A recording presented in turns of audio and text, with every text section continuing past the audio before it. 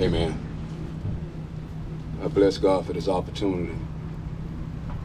I was searching in my laptop, and I told my wife, I said, baby, Granny wanted me to pull that word that God gave me off the laptop, and I could not find it. I searched for it.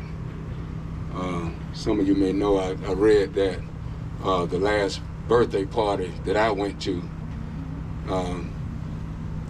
Granny before all of you. So I'm just paraphrasing on that message because it hurt my heart that I couldn't find it.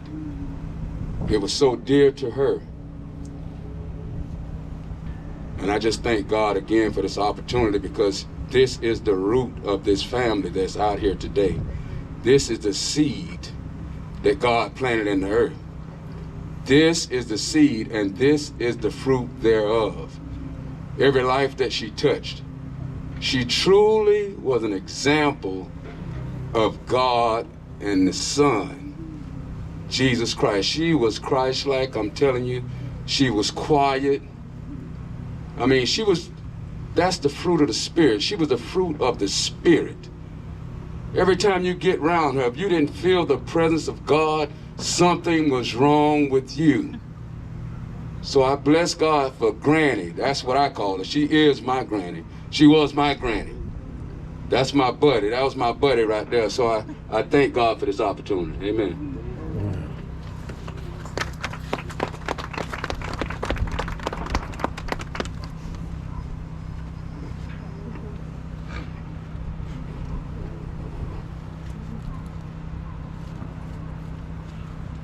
I'm sure we all don't have to speak at the same time, but I just want you to know that those things that her grandson just said are so true about it. She didn't act one way when she was here and another way when she was there, but I know in church, at Second Church, I know how she was, and she had one of the largest church school classes, and she handled that class, and she had a way of pulling others in.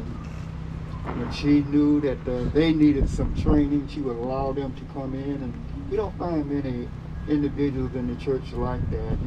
They think that when they get ahead of the church, some type of responsibility, they want to stay there. But she had a habit of just passing things around. And I remember when she came to me and said, "Now, Brother Simmons, I need for you to come and speak for the angel tree." And I'm saying, okay. And she wanted me to go to the prisons with her, but I couldn't do that because of my job affiliation. I could not go with her. But she worked and she worked, and she would get individuals to help her. And I know that a lot of them, Second Church would have been here, but I understand that they may be seeing it on live stream or there are all these electronic things. I don't know, but they are watching. And she was well known, well loved, and she was a very quiet individual. She didn't talk loud, or she didn't push away. But she really was a person that you could work with. So I'm still amazed at the number of family members that are here. And that's not something that's bad. That's good. And I'm praying, I'm hoping that family will grow closer together in times like these when this disease is running. I'm here to tell you, when you look around now, it's really a miracle that we are here, that God is touching each one of us. Yeah. Because with this bigger number, somebody. Yeah. And they putting them, they're dying not by day, they're dying by the minutes.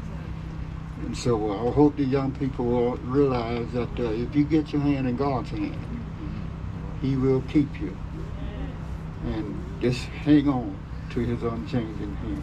Yeah. We have another selection, and then after selection we will enter into words of comfort.